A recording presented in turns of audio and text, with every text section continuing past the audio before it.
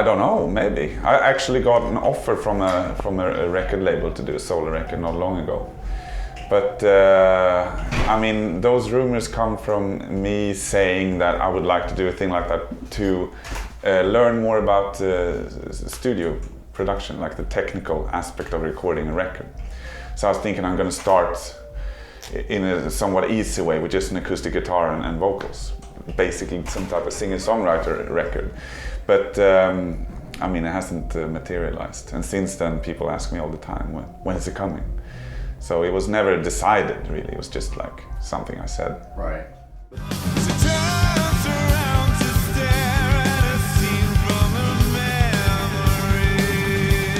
Well, not really. Nothing that I've written with the intention of putting it out as a solo record. It's just I have snippets of songs, you know, that hasn't kind of ended up anywhere else, you know. So I might do something, but you know, I don't think people should hold their breaths.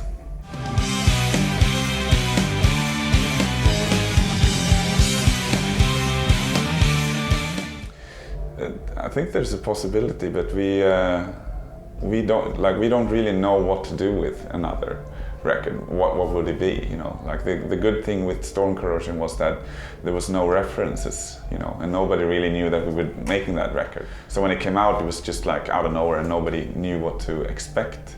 But now, since we have a record, there's also a reference, which kind of makes it a bit dull, you know, that we have to follow up this record. But both me and Steve, like, we love making that record, and we love the record. You know, it's a very much an acquired taste, I think. So we said, you know, if we feel like it, we'll do another one. But we prefer to do so when people kind of forgot about the first one.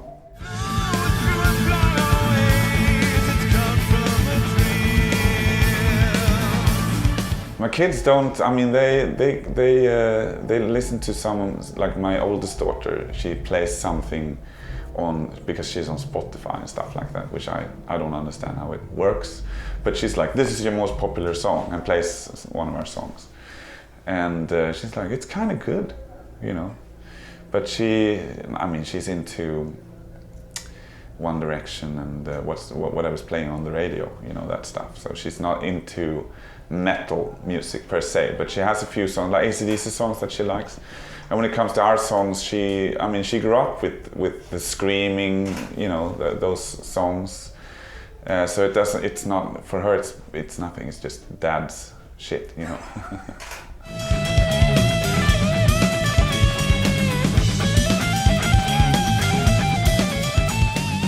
There was a few parents that come up to me, it's like, "Oh, you know, saw you on TV yesterday," or "I see that you're playing here and there," you know. So I think most of them know. I kind of stick out in, you know, because, not because I am whatever, you know, it's just because I look differently, right, you know.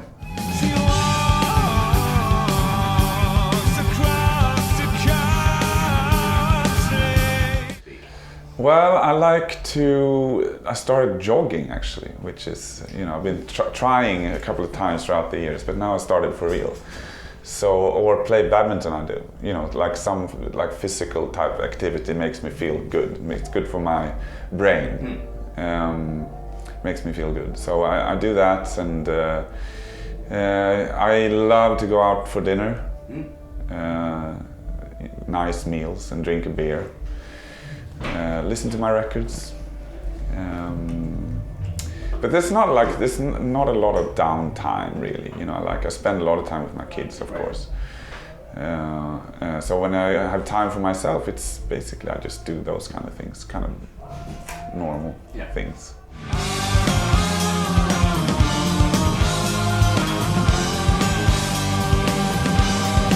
The pros are that you reach out to a bigger audience than what we would normally have, of course. You know, we don't have the 35, 40, 50,000 capacity, you know, we don't play those venues really on our own. So it's good to reach out to people. I guess that's why we're doing it, you know. It's also fun because you meet, you know, you meet people that you know from other bands or whatever. You can see bands that you like. The cons, I would say, are that it's no security. Like, it's not security as in manpower pushing away fans. You know, you don't have a sound check. You go on with it with just a line check, and people in the crowd, they don't give a fuck. You know, you're supposed to be as good as you normally, so to speak, sound. You know, and sometimes you just don't hear what the hell you're doing, and you're supposed to deliver anyway. So it can be really difficult. It can be cold if it's outdoors. When you're a guitar player and doing finger picking stuff, it's like, you know, can't play. And it's stressful. Early mornings usually. Like if we have, it's only in the weekends generally. So you play like tonight we play, and then we have to drive to Copenhagen, sleep for a few hours, get up early, fly off to Austria and do another show there. Also, sometimes you don't get a decent amount of time on stage. Right. Like tonight it's okay, we have an hour and a half, which is okay. Tomorrow it's 45 minutes for us, so it's like 4-5 songs, you know, and that's, you know, I don't know why anyone would book us to play a 45-minute show, but we, you know, we see like each festival as an opportunity to reach out to more people generally. Vi kom från Stockholm.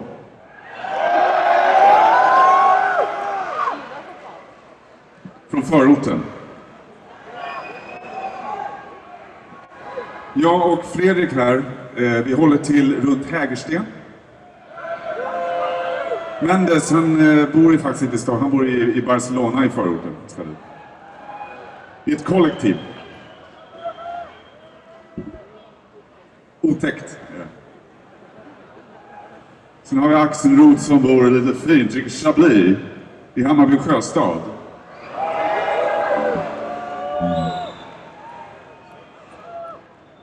Och sen Joakim här bak, han bor mitt inne på Söder. Kom och hälsa på!